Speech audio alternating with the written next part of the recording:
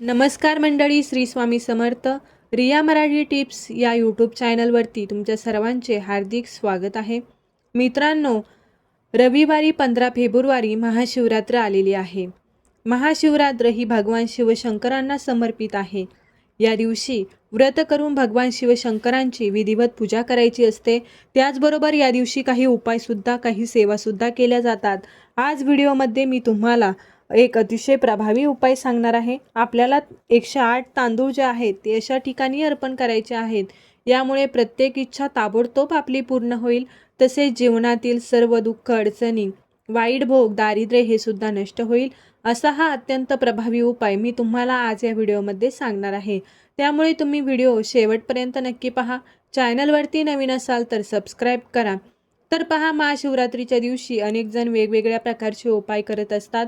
कारण महाशिवरात्रीचा जो दिवस आहे तर या दिवशी शिवतत्व हे जास्त प्रमाणामध्ये जागृत असतं. आणि या दिवशी आपण जेवढे पण उपाय करतो, सेवा करतो, त्या उपायांचा आपल्याला 100% फळ प्राप्त होतं. म्हणून या दिवशी अनेक जण वेगवेगळे उपाय करत असतात. आपल्याला 108 तांदूळांचा हा अतिशय प्रभावी उपाय करायचा आहे. भरपूर दिवसापासून जर मनात एखादी इच्छा असेल, नोकरी प्राप्तीबद्दल असेल, धनप्राप्तीबद्दल असेल, किंवा गाडी घेण्याबद्दल असेल, जमिनी खरेदी करण्याबद्दल असेल, किंवा एखादं कर्ज तुम्ही घेतलेलं आहे, कर्जातून तुमची मुक्तता होण्यासाठी असेल, तुमची इच्छा असेल. बऱ्याच वेळा आपण कर्ज फेडण्याचा प्रयत्न करतो, परंतु आपल्याकडनं कर्जप्राप्ती ही लवकरात लवकर होत नाही. त्याचबरोबर जीवनात फक्त दुःख, संकट, दारिद्र्य, अडचणी असतील. या सर्व दूर करण्यासाठी तुम्ही हा उपाय जो आहे तर नक्कीच उद्याच्या दिवशी करू शकता. उपाय कधी करायचा? उपाय तुम्ही सकाळपासून ते रात्री 12 वाजेपर्यंत जेव्हा तुम्हाला शक्य होईल तेव्हा तुम्ही हा उपाय करू शकता. उपाय तुम्ही घरीसुद्धा करू शकता आणि मंदिरामध्ये जाऊनसुद्धा करू शकता. तुम्ही हा उपाय मंदिरामध्ये केला तर अतिशय उत्तम राहील. कारण मंदिरामध्ये जे पॉझिटिव्ह एनर्जी असते, सकारात्मक ऊर्जा जी असते ती खूप जास्त प्रमाणामध्ये असते. आणि आपण तिथे जाऊन जर हा उपाय केला तर आपलं मनसुद्धा खूप सकारात्मक ऊर्जेने भरून जातं.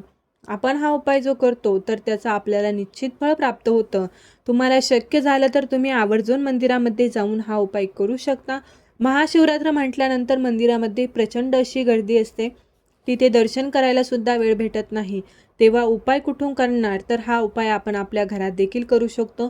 तुम्हाला काय करायचं आहे? सकाळी लवकर उठायचं आहे. पंचामृत घालून तुम्हाला स्नान करायचं आहे. यानंतर तुमच्या देवघरात देवांची पूजा तुम्हाला करून घ्यायची आहे.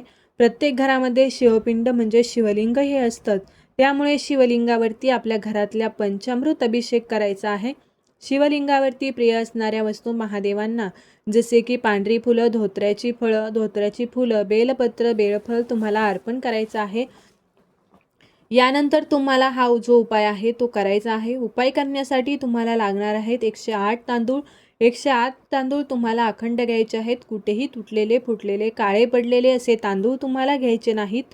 2 वाट्या घ्यायच्या आहेत. एका वाटीमध्ये तुम्हाला 108 तांदूळ काढून घ्यायचे आहे आणि 1 वाटी तुम्हाला रिकामी ठेवायची आहे. यानंतर तुम्हाला काय करायचं आहे? आपल्या देवघरासमोर बसायचं आहे. जिथे आपल्यासमोर शिवपिंड असणार आहे, आसन घ्यायचं आहे. आसनावरती तुम्हाला बसायचं आहे. त्यानंतर तुम्हाला काय करायचं आहे? 108 वेळा तुम्हाला ओम नमः शिवाय, ओम नमः शिवाय या मंत्राचा 1 माळ तुम्हाला जप करायचा आहे.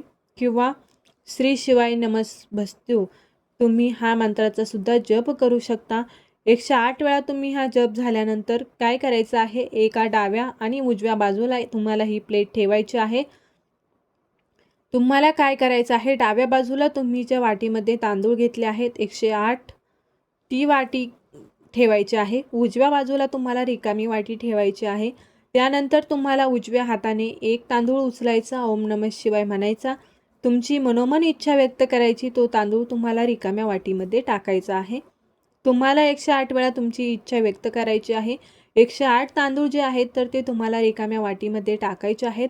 उजव्या हाताने तुम्हाला टाकायचे आहेत. बऱ्याच जणांना असं वाटत असेल की 108 तांदूळ जे आहेत ते उजव्या हातात घेतले आणि एकदाच इच्छा व्यक्त केली आणि एकदाच टाकले, तर तुम्हाला एक एक तांदूळ घेऊन एकदाच इच्छा व्यक्त करायची आहे.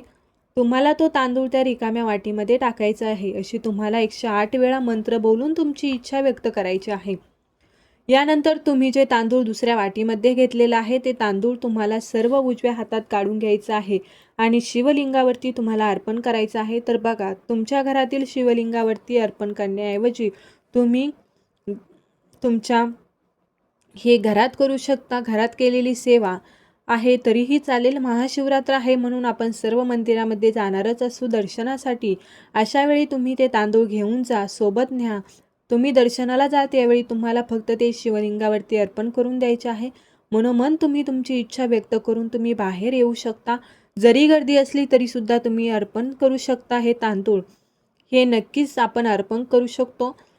तेवढ्या वेळामध्ये फक्त सेवा आपण तिथे करू शकत नाही, म्हणून सेवा ही तुम्ही घरात करू शकता.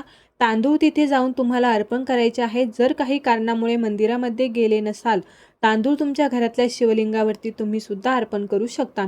परंतु दुसऱ्या दिवशी म्हणजे सोमवारी तुम्हाला हे तांदूळ काढून शिवमंदिरामध्ये नेऊनच तुम्हाला अर्पण करायचे आहेत. इकडे तिकडे कुठेही तुम्हाला टाकायचे नाहीत. अर्पण करत असताना तुमची इच्छा मनोमन तुम्हाला व्यक्त करायची आहे. आपण श्रावण महिन्यामध्ये शिवमूठ जे आहे ती तांदळाची अर्पण करत असतो, कारण तांदूळ पांढरे आहेत आणि ते भगवान शंकरांना अतिशय प्रिय आहेत. आणि जेव्हा आपण तांदळासंबंधित काही उपाय करतो तेव्हा त्या उपायांचं सुद्धा निश्चित फळ आपल्याला प्राप्त होत असतं. सांगितल्याप्रमाणे शिवतत्व जे आहे या दिवशी जास्त प्रमाणात जागृत असतं, ज्यामुळे जेवढे तुम्ही उपाय करता त्या उपायाचं तुम्हाला निश्चित फळ जे आहे ते प्राप्त होत असतं. म्हणून तुम्हाला हा उपाय जो आहे तो उद्याच्या दिवशी आवर्जून करायचा आहे.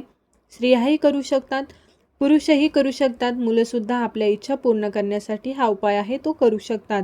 व्हिडिओ आवडला असेल तर व्हिडिओला लाईक करा. चॅनलवरती नवीन असाल तर सबस्क्राईब करा आणि असेच माहितीपूर्ण व्हिडिओ पाहण्यासाठी बेल आयकॉनला प्रेस करा आणि हा व्हिडिओ आपल्या मित्रपरिवारासोबत जास्तीत जास्त शेअर करा.